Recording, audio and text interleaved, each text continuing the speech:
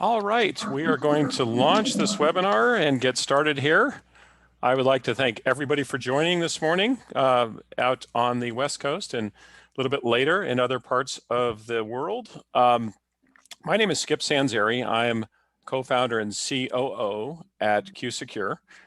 And we have a treat for you today. We have some amazing guest speakers and we'll be, of course, focusing on the quantum threat to banking and finance. Maybe a little bit about our background and how we got here at QSecure. We started this effort about 3 years ago when I met with Dave Crothamer, CEO and co-founder, Costa Vilk, CTO co-founder, Rebecca Crothamer, Chief Product Officer and co-founder. And we decided that we wanted to participate in the future of quantum, but it became very evident that job one in quantum was security, even prior to applications coming online. Many of you may have some experience or have some knowledge of what quantum computing can do, and we'll give you some background on that today. But in a nutshell, it's a very, very powerful system, and due to the exponential nature of its compute power, it has the ability, mathematically proven through an algorithm called Shor's, that it can crack our current encryption that we use, our public key encryption. And this is the same encryption that all of us use, in fact, that we're using right now for this webinar. When that will happen is still up for debate. However, if quantum reaches what they call cryptographically relevant levels, meaning that it will be able to attack things like RSA and ECC, then we will have issues at hand. One of the reasons that we're sounding the alarm now is due to the harvesting elements, which we'll cover as well, which is where data is stolen. And then it's stored. Maybe it cannot be decrypted at the moment, but that stored data, if it has a lifespan, or let's say the necessity of keeping that data private is 25 years, 50 years, 75 years, well, if a quantum computer is here with that power in 5 or maybe even as late as 10 years, then you have exposed data. And so by simply applying post-quantum cybersecurity to that data now, you'll actually be able to buy time and we believe possibly even decades of security for that data. So we launched QSecure and have been building some of the most advanced post-quantum cybersecurity systems that we've seen, and we'll be discussing those at the end of the webinar. Quantum computers will enable this power due to an exponential effect. Essentially what they do is a qubit is like a processor. So in standard compute, like we all use today, if you add a processor, let's say you have 50 processors working, you add one more, you have 51. You add one more, you have 52. Quantum is different. If you have 50 qubits of processing power, you add one more, you double that. And if you add one more, you double that. So this is that old adage you guys may remember that take a penny a day and double it for 30 days. Well, you end up with over $5 billion.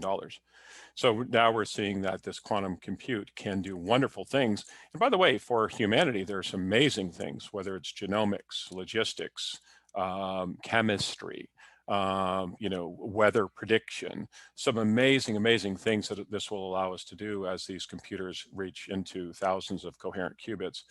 But we also feel that these will be very, very significant cybersecurity issues along the way. So in today's webinar, we're going to cover the threats and consequences of quantum attacks on the banking system. We're going to give you more background on quantum computing. And we're going to show you some currently deployable ways to put post-quantum encryption in your enterprise, or if you're with the government agency, the government agency. By the way, if you have questions during this presentation, there's a Q&A box at the bottom. Feel free to start entering those anytime during the presentation. We're going to handle them all at the end, but along the way, feel free to put those in, and we'll cover as many as we can. I'm not sure we'll be able to get to all of them, but we'll do our best. We're slated for an hour today, and we're going to try to leave 15 to 20 minutes for questions at the end. Also, we'll have contact information at the end. If you would like to discuss any of these post-quantum cybersecurity solutions, you'll be able to contact us at QSecure. And we will make the presentation available on our website. So if you go to QSecure.com, there's a blog section that is really qsecure.com/blog. You'll be able to get a copy of this or review it later. We should have it posted up, I would say, by the end of the week here. So now let's get started. We need to meet some of our presenters for today. My background, by the way, so I'm Silicon Valley. have been involved in early stage for just about my whole life, had a number of exits. And the way that I jumped into this industry was I co-authored a book called The Quantum Design Sprint. And my objective there was to learn as much as I could, as fast as I could about quantum computing. And then writing a book is a great way to learn things. And then it gave me a basis for really seeing the power and the risks with quantum computing.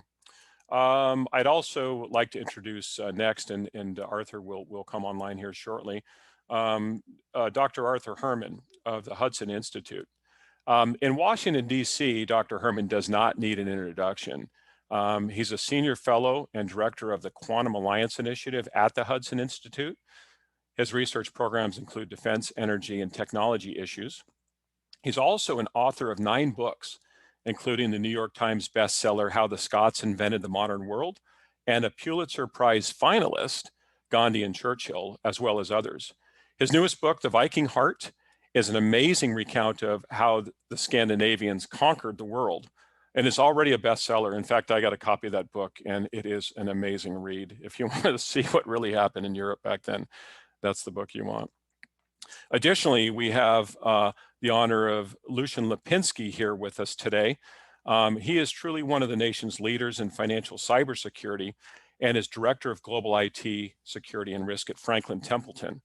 Lucian is responsible for Franklin Templeton's Global Operations and Security Center and Incident Response Planning and Identification. Lucian's also a member of the Board of Advisors at QSecure here and is an adjunct professor of cybersecurity at Fordham University. Lucian will discuss quantum threats and his thoughts on post-quantum cybersecurity. And we have one of our own here. Kosta Vilk will join us, who is CTO and co-founder of QSecure. Kosta is also recognized as one of the top 51 CTOs in the world, and he is responsible for QSecure's technical strategies.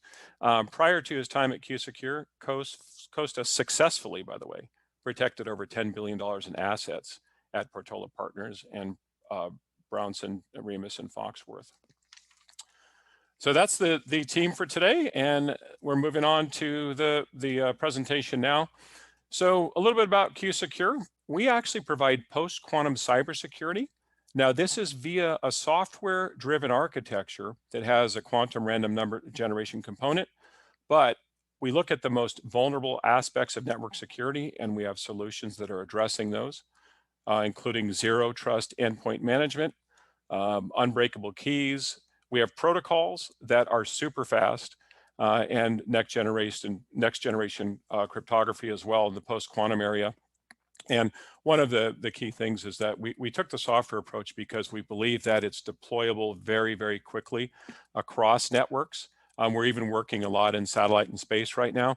But the idea is to put post-quantum in place and begin testing it so that as these threats seem to come closer and get worse, then enterprises and government are prepared. We do think this is an existential threat. Quantum computing is an existential threat to the U.S. here, and we're doing our part to move as much post-quantum cryptography into the markets as possible. Next. So let's talk a little bit about why quantum computers are so powerful. So, and this is a background for those of you just so you can have an understanding of how these things operate. So traditionally, our classical computers operate in a 0 or 1 state, and we're all pretty familiar with that. But quantum computers have a subatomic property called superposition. It allows them to be in multiple states at the same time. This is why those processors are so powerful and why each additional processor gives you an exponential increase in the previous processing. So if you're at even 100 qubits, you've got actually more processing power than all of the compute power in the world last year. And that 100 qubits is on one machine, by the way. At 300 qubits, you have more processing power than there are atoms in the known universe. Why is that? Because the math is 2 to the 300th. Now think about it when we get to 1,000 coherent qubits or even more, 2 to the thousands, 2 to the 4,000s, 5,000s. Those are numbers humans we just can't even digest. So we have amazing, amazing power, but again, we see some nefarious opportunities here as well that we need to protect against. So this allows quantum computers to really attack PKI. And remember, our public key infrastructure system was started about over 30 years ago, and it largely relies on a single transaction, which is factoring a large number. Now that's really, really hard for classical computers that we have today, but it's really, really easy for quantum computers. In fact, that's one of the things quantum is best at, is solving that problem, and that's why the threat is there. Next. So security as we know it is obsolete. I mean, the attacks are not stopping. They're getting more sophisticated. I think these figures you see on screen, I think everybody knows about these. You've seen them. You know, the hackers have, according to Herjavec report, the hackers have a $6 trillion economy. And White Hat on our side has globally about a $200 billion economy. We're basically outgunned by 30 times. This is why these attacks are successful and data is getting exfiltrated. But you've seen the attacks, you know, the 358% increase in 2020, 143 million accounts stolen Equifax. I mean, we all know about these things, and quantum is just going to make it worse. Next. This is the part we were talking about earlier. The biggest threat, and you know, we get asked a lot, well, why should we worry about this now? We don't need to do anything, right? Quantum computers, 5 years away, 7, 10. The problem, the biggest problem, and the reason to move right now is we call it steal now, decrypt later, or SNDL. And one of the impetus, or one of the reasons we moved into this market was we met with Jack Hidary at Alphabet X 3 years ago. And we were running this by him. Jack heads up quantum computing and AI at Alphabet. And he said, guys, this will be the largest upgrade cycle in computer history because all PKI needs to get changed out. And the reason you have to do that is SNDL, because data is stolen. And if it's stolen, it sits until they have enough quantum power to decrypt it. And I would even argue now that data is being stolen at a even more rapid rate, largely because nation states know that they're going to have this quantum computing power. China's put over $10 billion into their quantum initiatives, and they've already reached supremacy right along with Google. They will have this power, and that means that anything that was stolen prior will be decrypted. Now, again, let's flip that on its head, and let's put post-quantum cybersecurity on top of that data and protecting that data in use, those networks. Now, all of a sudden, it's harder to break in, but even if you do, if we've got, say, NIST-based algorithms tied in with those, and NIST has done a contest you guys may know of that for the past 5 years now, and they're coming to the finalists, they're putting post-quantum algorithms in that aren't that single factorization we talked about earlier, but are multi-dimensional lattice networks, very complex math that makes it impossible for a quantum computer to break those as well. And so this is why people need to move today, because that data, again, if it needs to stay secure for 50 years, well, it's going to be laid bare in 5 or 10. And this is why we're working with a lot of companies and government agencies now. Next slide. Now it's time to hand over to Arthur. And what I would like to say in preface to Arthur's work is we met Arthur about 6 months ago. And the reason that we tuned in right away to what he was doing because he came out with a formidable survey that was based on econometrics, a model that showed that a single quantum attack would be devastating. And this was the most in-depth study, the most data-based study we had seen. So let me hand to Arthur, and Arthur, take it away. Thanks very much, Skip. Does everyone can hear me all right? Am I communicating as I should? Sounds good. Good. Here's how I got involved in all this. As Skip noted, I've done a lot of professional work as a historian, both in terms of work that I've done with regard to the history of technology and technology policy. Among the books that I did was a book called Freedom's Forge, How American Business Produced a Victory in World War II. And it was that book that not only had an impact, it got me involved with the Department of Defense and thinking about ways of changing or helping to develop Pentagon procurement systems and defending the defense industrial base. But it also got me interested in advanced technologies and future technologies. And in fact, it was in 2017, go to the next slide. Well, I was working at Hudson Institute, which has always had a bias towards more futuristic and advanced technologies at the intersection of policy and technology. That Hudson seemed to me the perfect place to get involved and think about the future impact of quantum computers. And it was, in fact, in 2017 at Hudson that I hosted the first ever conference on quantum technology in Washington, D.C. And it's interesting because that conference, we held it during Cyber Week, the most important cybersecurity week of gatherings and events in Washington, D.C. And at that point, I was still getting a lot of questions. Now, what exactly is a quantum computer? How is it really different from conventional computers? This from the professionals. I think that's changed a little bit. And I think now, as we move 4 years on, and the work that we've done and others to make people aware of the quantum computer threat and what's involved with this, all of these things have really, I think, brought to the awareness of professionals the way in which a quantum computer threat is something that is real, is something that, even though we may disagree on the timeline, is one that the timeline in which to get ready for it is one that's developing quicker and needs to be dealt with soon. A lot of the work that I've done, I've worked on the quantum computing area, but also on the quantum security. And in fact, in 2008, as you'll see from the slide here, we organized a consortium of companies and laboratories to work on global standards for quantum random number generators, for quantum key distribution on the cybersecurity area, which we presented to the International Telecommunications Union in Geneva and got those standards approved.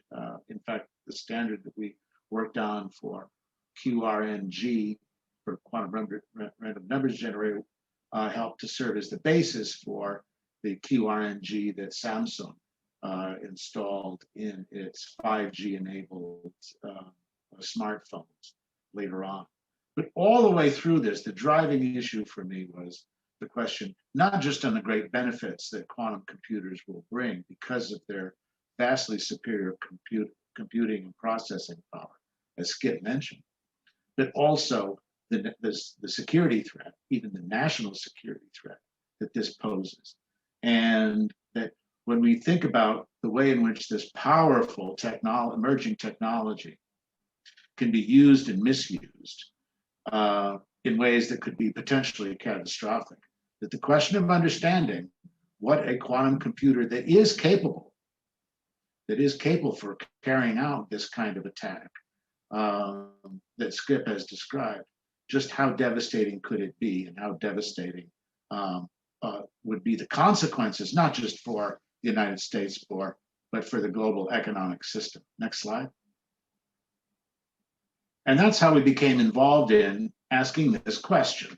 What would a quantum computer attack on the US system look like? What if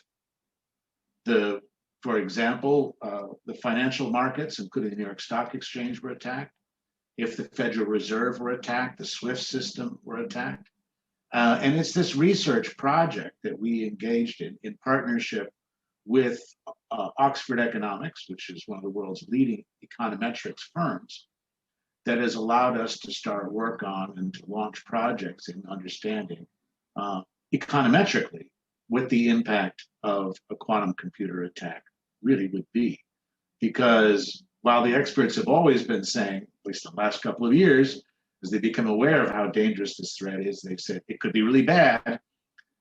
It's not until you start attaching numbers to it and seeing it in particulars for a potential future attack that I think you begin to get people's attention, and people begin to think about, gee, if that's what the threat could cost, then the cost of mitigating against those threats would be an important one for me to consider and to get underway with.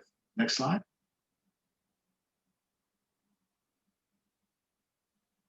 So one of the first research projects that we launched at the Quantum Alliance Initiative was one on a large-scale attack on the financial system, which we call Project Alpha. And what we found is that from the perspective of a quantum computer attack versus a conventional quantum, conventional cyber hacking attack on key aspects of the financial infrastructure or financial system, that the effects would be far more devastating. For one thing, a quantum computer attack doesn't appear as a hacking attack. It by being able to enter directly into the PKI of existing systems and networks, it allows it to mimic the actions of authentic members of that network. This allows it to continue its activities over long periods of time. This is a long duration hack, which can't be detected until the damage is fully done. It leaves no backdoor, no trace for cybersecurity experts to pick up on and to intervene and to try and restore the system while it's under attack. So what we had found, just from our preliminary work on all this, is that a single quantum attack on just one of the 5 largest financial institutions in the US, that would, for example, disrupt their access to the Fed funds service payment system, where we're looking at a cascading financial failure costing anywhere from $730 billion to almost $2 trillion. And that's simply in the overall effect of the attack, not thinking about the longer term impact on the economy from such a devastating and catastrophic kind of assault. What we also found is that a clever quantum computer attacker is not just going to focus on the 5 biggest institutions, even when those 5 biggest have adopted key quantum security measures as ways to protect them against such an attack. That the vulnerability within the financial system is only the defense within the financial system is only as good as its weakest link. And that on average, a simultaneous attack on, say, the 24 small banks within the financial system, by small we mean greater than $10 billion in assets, could generate the same kind of economic disruption as an attack on Goldman Sachs or Citibank or JP Morgan. What this means is that quantum security isn't just an issue for the top players, that this is an issue that middle range players, even lesser players, need to really think about as a way in which to protect their data and networks, both from the data harvesting issue that Skip raised earlier, but also because of their vulnerability in the sort of stealth and protracted assault that a quantum computer attack could really bring about and create. Next slide. Now, once we got started on the preliminary results and an overview of the overall cost, we also thought, well, let's look at specific sectors in which this kind of a attack could have devastating impact, precisely because it would be so unexpected and so come out of left field. And one of those areas that we were looking at was, in fact, blockchain. The encryption system that's used to, and distributed ledger system that's used to protect cryptocurrencies, including Bitcoin. And what we've done in the research that we've done working on this project, again with Oxford Economics, is that what we're finding is that this kind of an attack here on cryptocurrencies is one that would have far greater consequences than simply on crypto itself. That when we think about crypto, we're talking about now a sector that's grown into basically a $2 trillion asset class. And what we're also seeing is that this is one which is now beginning to grow into other areas as well, whether we're talking about crypto trading companies, whether we're talking about new trading firms like, for example, Radical, which is just coming online and in which Stephen Cohen has announced that he's going to be working with and investing in. He's fully committed on the cryptocurrency front, feels that that's definitely the way for the future. Or when you look at trends like decentralized finance, or DeFi, right, which is able to replicate all of the functions of banks and market makers using a computer code within the crypto sector. What you're really finding out is that this is a sector of finance which is moving much faster, growing much faster than the regulators or the authorities are going to be able to keep up with it. And this is why what's so interesting is when you think about SEC Chairman Gensler's testimony yesterday, talking about the need to regulate cryptocurrency here, what you begin to realize is he's chasing after a train which has already left the station here. And that a one whose integration into the larger financial system is only going to grow. It's only going to become more powerful.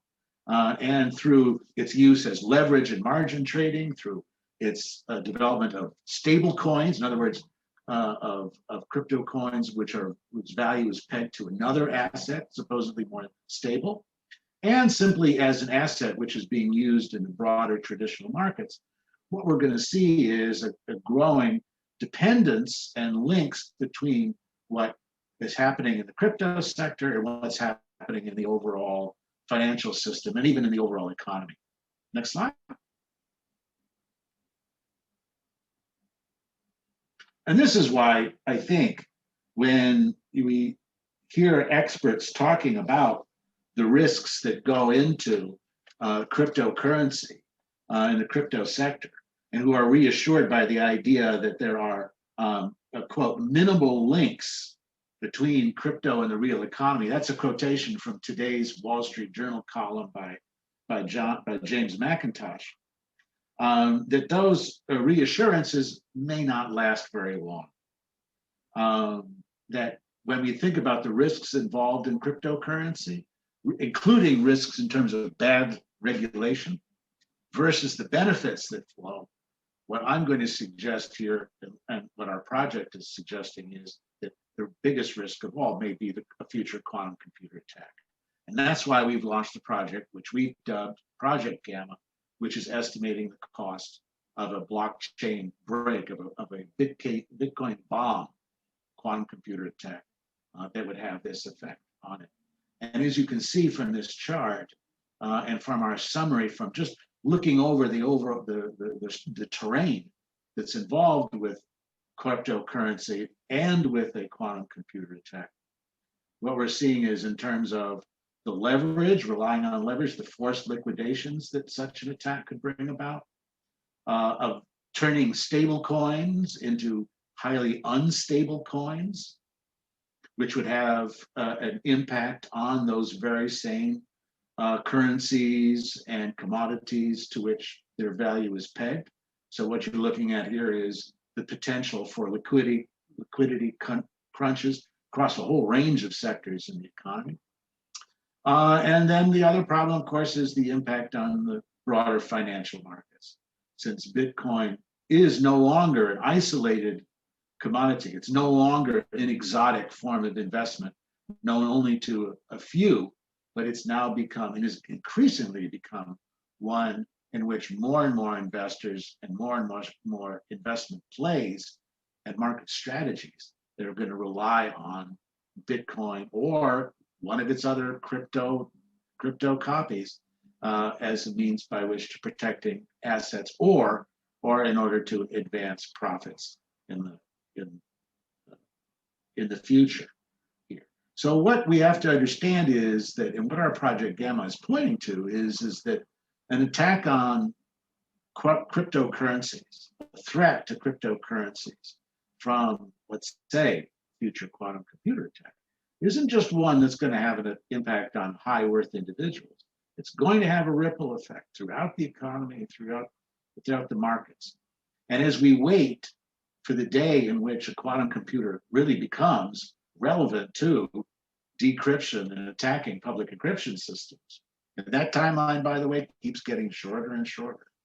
And while we wait for government agencies to get their arms around this problem and to start taking steps and demanding that financial institutions respond to a future quantum computer threat.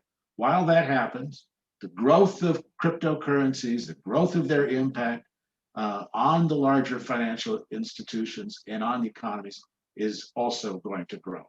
And what we hope our work in Project Gamma and our other research projects will do is to drive home the point that there are real economic costs, catastrophic economic costs that go with this kind of future cyber attack, and ones which demand taking actions now to mitigate those risks.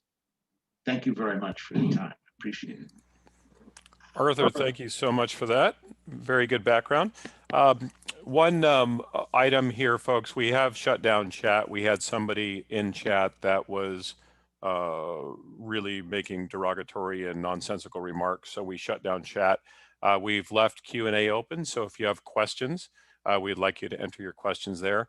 We'll also have email contact at the end of the webinar here, so we can follow up with you further. We apologize for the whoever that was out there that was doing that, but we have put chat on hold. So next slide, please. Great. Now let's bring on Lucian Lipinski. Lucian, take it away. Thank you, Skip. I've been focusing on this area primarily because the threat exists out there and others are focused on it with the intent of disrupting the marketplace. So there are 3 quantum computing topics that I've been focused on for the past couple of years. They are first, tracking the state of quantum capabilities and nation state development activities. Next, I'm looking at how to defend against security risks that quantum computing is anticipating to create. And finally, I'm investigating the first player market advantage opportunities that quantum computing enables. So any financial services firm that isn't keeping an eye on this space is going to be vulnerable to security exposures and may find themselves struggling to catch up with competitors. While certainly some of the news that is available on China's quantum capabilities need to be viewed with caution and considered possibly propaganda, it's also potentially likely that those stories are published to downplay their existing quantum capabilities and the risk they may represent. Let's go to the next slide. Just a few months ago, Chinese state media published that they are now they now have a quantum device that takes 72 minutes to do a task that the most powerful supercomputer today would take 8 years to do. Another prototype claims they can do in 200 seconds what a classical computer would take 600 million years to complete. This was stated to surpass Google's quantum capabilities by a factor of 10 billion. China is also quoted as saying that they realized a quantum computational advantage or quantum supremacy. The leader of China's quantum computing efforts said that they hope to develop a general purpose quantum computer to solve more practical problems such as cryptanalysis, weather forecasting, and drug design. What they didn't specify and what they didn't mention was that decrypting collected data is one of their objectives too, but that's something that we can all pretty much assume, if not their major goal. To me, these claims are a warning and a call to action to start to protect against the risks created by quantum technology, and in parallel, take a look at the benefits that the new data analysis opportunities can provide. But let's go to the next slide and talk about some of the risks. So the core of the threats of quantum computing is based on the concept that previously was mentioned about Shor's algorithm and Grover's algorithm. Now, the details of those two aren't critical, but I think it's important for business leaders and business professionals to know about them. So just be aware of those terms. Imagine when your clients or you visit a secure website, one that uses that little lock or the HTTP protocols, like your client portal. Your browser uses public key cryptography to authenticate the site certificate and then set up a symmetric key for encrypting communications to and from the site. And that's the security that can be disabled in a post-quantum environment. Once disabled, all the website's activities can be viewed as clear text. That's all the transmitted data are visible, such as online account usernames and passwords. What about your Signal or WhatsApp calls and texts, basically being readable by a third party? Think about all those companies hit by ransomware who breathed a sigh of relief knowing that the stolen data are encrypted. But what if it's readable in the future, victim of the steal now, decrypt later? When thought to be safe, does such a company now need to report a data breach? As blockchain, as you've heard, becomes adopted for business use, as we've done at Franklin Templeton with our tokenized US government money fund on the Stellar blockchain, and as financial institutions act as custodians and executors to control and manage portfolios containing cryptocurrencies of high net worth individuals, such firms need to start to take prudent fiduciary steps to protect their clients' interests. Most businesses today are using cloud to cloud and app layer to app layer solutions. All those connections may be vulnerable to compromise in a post-quantum world. The whole data lifecycle, including while in use with third-party technology providers, could be at risk to post-quantum security issues. A leading approach to mitigating these risks is to secure endpoints by installing a self-authenticating connector and registering that connector with a quantum secure server, thereby creating a quantum secure channel. Such a channel also appears to be resilient to quantum attacks. Today, the new technology exists that can be deployed via public cloud or an appliance. I'm seeing now that private cloud deployment options are also in development. Ultimately, financial services organizations need to mitigate the risk of eavesdropping and data loss by securing that end-to-end communication channel for all software as a service, infrastructure as a service, and platform as a service applications. I'm looking at QSecure and how they protect these data communication approaches and related data stores. It's what I'm working on a proof of concept project. Let's go to the next slide and let's talk about how you can gain a competitive advantage from quantum computing. Quantum computing isn't good at all problems, but for those that apply, it's a game changer. Major areas include, of course, cybersecurity that we've just talked about, biological and chemical engineering, pharmaceutical drug development, complex manufacturing, artificial intelligence, and many others. And of course, financial services. Financial services in particular have always struggled with things like black scholes to price financial instruments. Imagine being able to better deal with uncertainty and constrained optimization. Quantum computing might provide to those firms ahead of the adoption curve the ability to calculate results that peers can't. What would it mean to your firm if you can reveal dynamic arbitrage possibilities that no one else sees? Financial services firms that adopt quantum technology today through planning, education, programming readiness, and using available quantum resources will probably gain a material marketplace advantage. One leading financial services recently announced that they could introduce quantum algorithms to price financial instruments in as soon as 5 years. Two others have set up quantum computing initiatives and have invested in startups. Another one is experimenting with the manufacturer's quantum computing to ease Fibonacci number mathematical operations. According to IBM, quantum computing specific use cases can be classified into 3 main categories, and they are targeting and prediction, trading optimization, and risk profiling. For financial services, quantum can also provide benefits to the front office and back office when making decisions on KYC, credit origination, and client onboarding. It can provide an edge with compliance, risk management, treasury management, trading, asset management, and business optimization.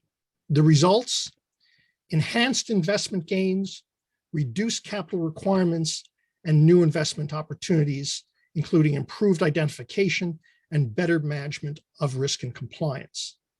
But you have to take the first step to prepare for a post-quantum world by starting and participating.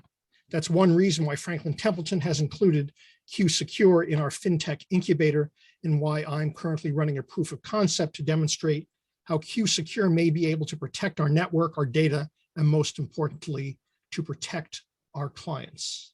Skip? Lucian, thank you so much for that. Let's hand over to Costa Vilk. Costa, you've got it. Thank you very much, Skip.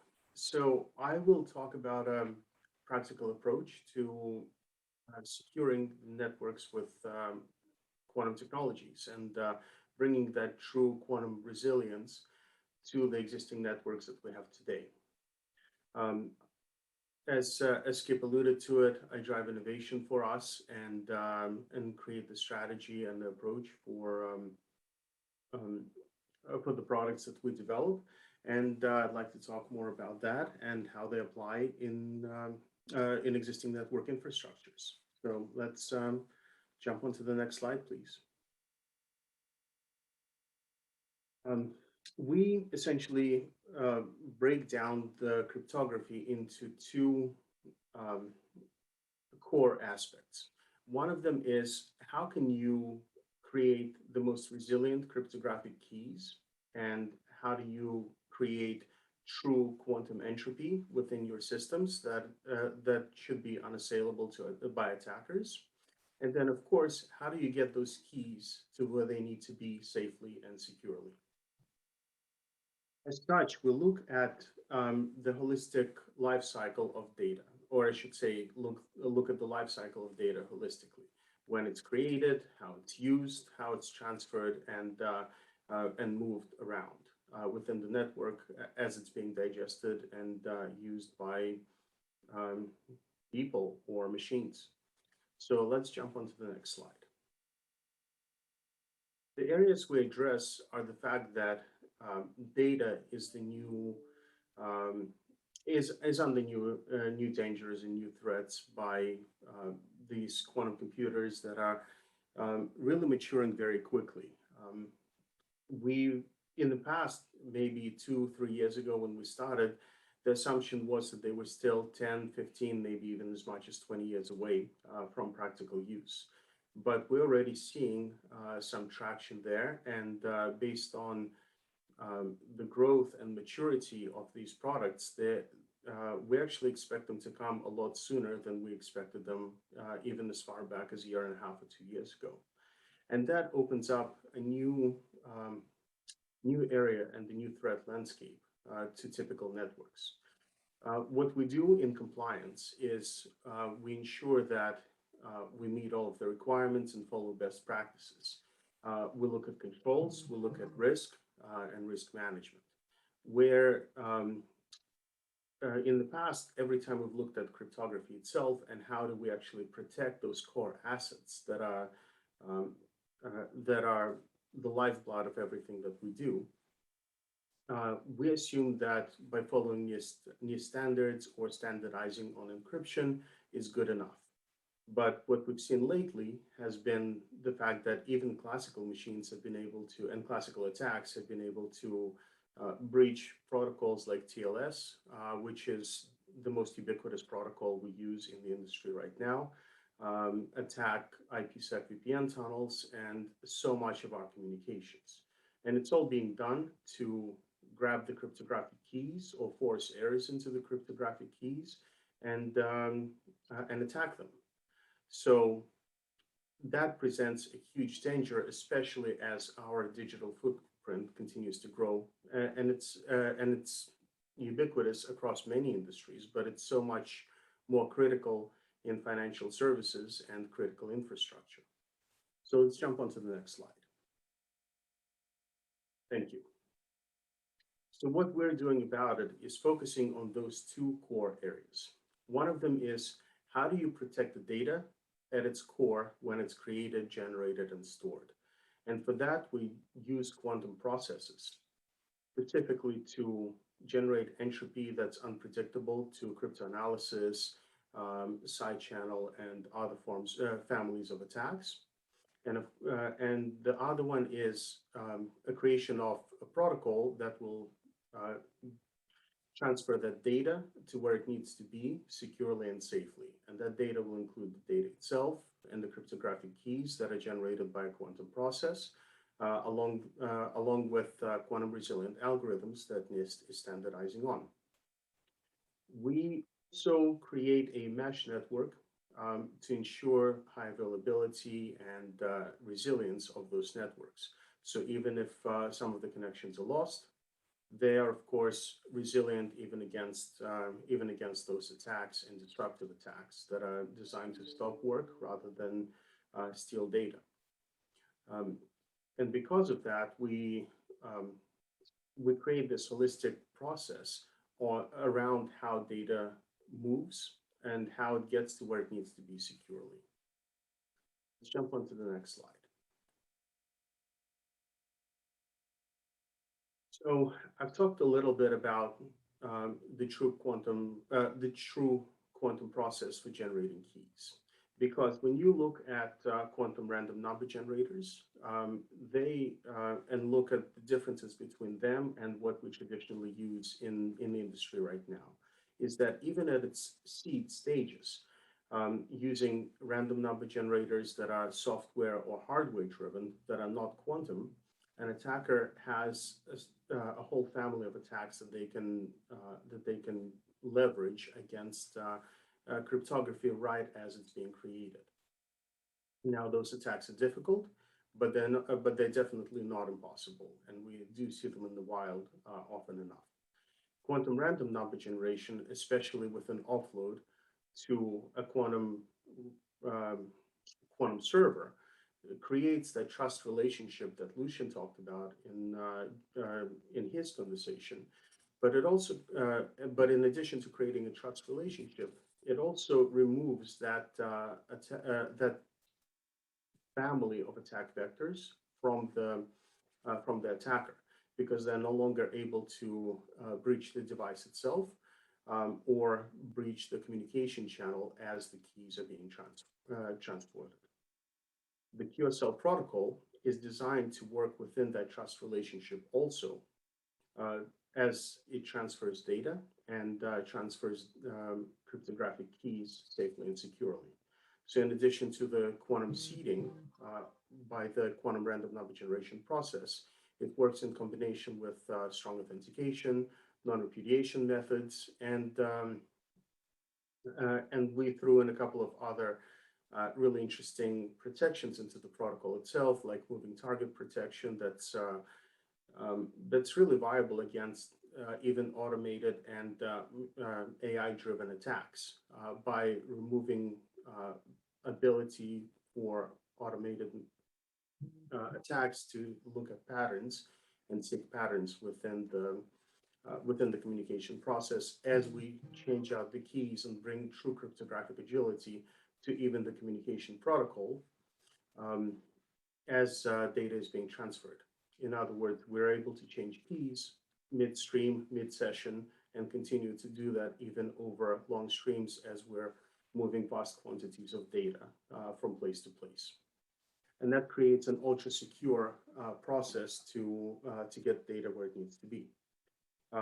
We are deployable as an appliance or in the cloud. Right now, we're deploying through public cloud. We can do hybrid clouds and well-suited to embedded systems and software applications. So our reference architecture actually goes in to power applications like data loss prevention, identity management, and many others. So in short, we can do storage of any kind, data transfer, large data transfers. We even have use cases that we're working for in the space industry, in addition to financial services. You can't fix a problem that occurs on the satellite, so we have to be extra resilient there. So in short, we do bring that true cryptographic agility and work on legacy network integration as well, so that we can get quantum devices to talk to legacy networks as we continue to scale and update the process and get it embedded into the existing infrastructures. So having said that, Skip, let me turn it over to you for questions. Sounds great. Thank you, Kosta, Lucian, and Dr. Herman for the fantastic delivery. So yes, let's move into some Q&A because I know we're at approaching the top of the hour, so we'll jump right in here. So let's look at some of these early questions. Let me scroll up to the top. Okay, so Brad says the threat will come from state actors, and how long will it take based on cost and availability of a quantum system that's capable of attacking a banking system? Kosta, maybe, and we'll try to keep our responses maybe to 25, 30 seconds, guys, just because we have about 15 questions. So Kosta, what's your estimate sort of on how long before attack hits the banking system? It's a difficult one to estimate. I'm definitely seeing some signs of movement there already. And I would predict it to happen within the next 5 to 7 years. Thank you. From Scott, were they able to crack, Kosta, this will be for you, were they able to crack a Bitcoin public key and get the private key? If so, how long did it take? So they haven't been able to crack a Bitcoin public key yet and derive a private key from it. However, we've actually done these studies on Amazon Bracket and are actually starting to work with NVIDIA's QQuantum platform on that process as well. So we'll be able to predict when that will happen within the next half a year, I would say. In general, we know that the math works, and we've been able to test the process. So that is going to be driven by how fast quantum computers mature and how well the algorithms will work. Great. And Kosta, there's a request for you to speak louder. You're a little bit distant, but maybe move closer to that mic as you answer a few of these.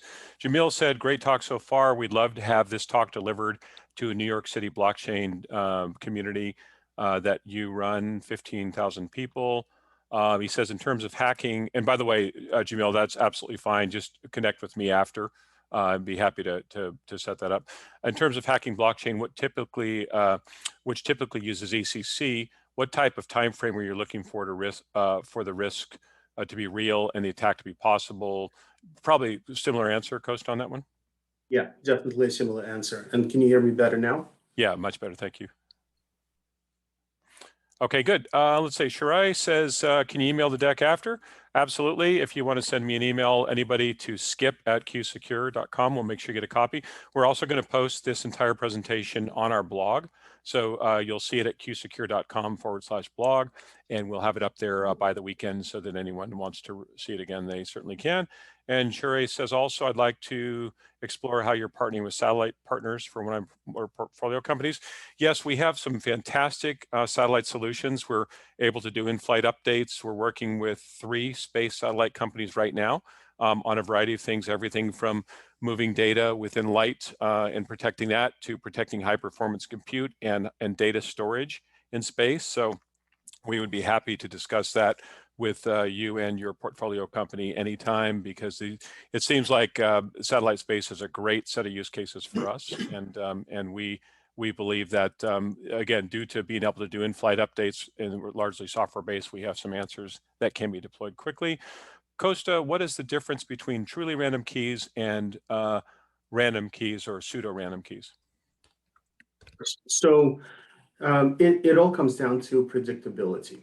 If an attacker can force an error or predict the key that's going to be generated by studying the outputs, then that random number generation, which is essentially what we use right now as pseudo random number generation, it's an approximation using CPUs and other chip-based or software-based processes. If an attacker can predict them, then they're essentially using that output to generate the key and read your data in clear text. Quantum random number generation uses quantum noise in most cases, sometimes from photonics, sometimes from electronic circuits, but essentially it is quantum noise. It is unpredictable by the very physics nature of it. And it's exceptionally difficult, if not impossible, to force errors into it to be able to, and even by forcing errors into the process, it still will randomize the key that's being generated, making it infinitely more secure. Thank you, Costa. Let's see, from Kevin, please reach out to me. Interested in getting more information. Absolutely, Kevin, we will contact you after this. From Joseph, are you raising money? Yes, we have a new round of capital opening up. We are venture backed, and we'd be happy to discuss that with any investors that would like to discuss. We think this is, again, we moved into this industry because this will be the largest upgrade cycle in compute history. And also, you're looking at a compliance mechanism as well, as NIST is suggesting now, but soon I imagine we'll be forcing compliance to new algorithms to make sure that we have data protection against these threats.